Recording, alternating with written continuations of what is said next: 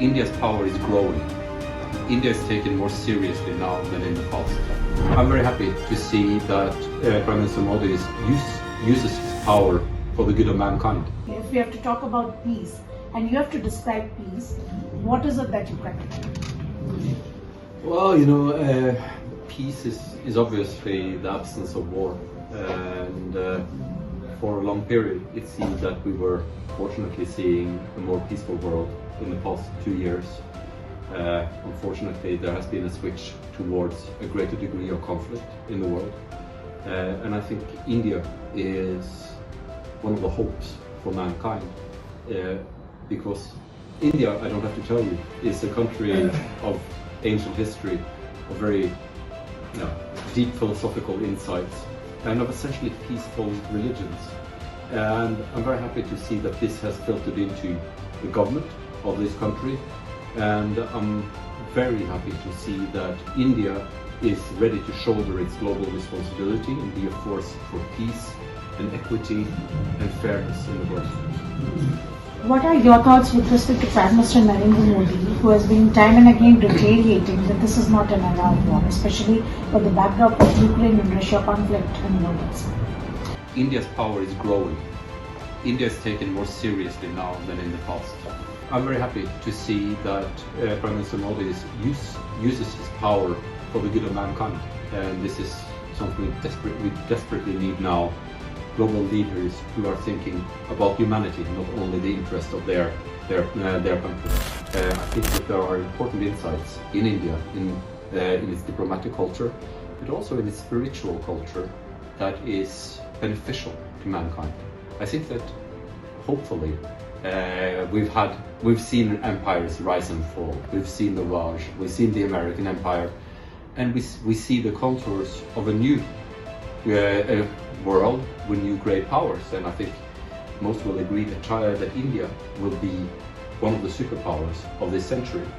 And it's very important that India doesn't lose itself in this struggle and become some sort of carbon copy of America or the Raj or the Chinese. That India draws upon its own historical experience, its own wisdom in managing world affairs. And I think, it's a small thing, but an important thing when Prime Minister Modi directs his scarce time to resolving conflicts in countries that are very far away from India. And how do you look at other countries like Pakistan and China, especially with their takes on all these crises that are happening, one? And second, terrorism. Pakistani society, I don't have to tell you, just today, former Prime Minister Imran Khan was attempted arrested. And this is often how Prime Ministers end in Pakistan, being arrested and charged with corruption.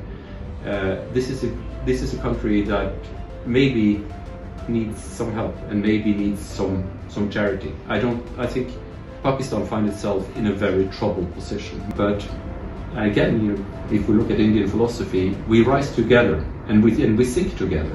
And even if you have a neighbor that you never liked very much, and perhaps even for good reason, sometimes a new relationship can be built on the principle of charity and goodwill. When you see Prime Minister Narendra Modi as a global leader and the way he's coming up as a global leader with all the challenges in front of him, how important you feel all the ingredients in as a person for a Nobel Peace epitome or Nobel Peace ambassador?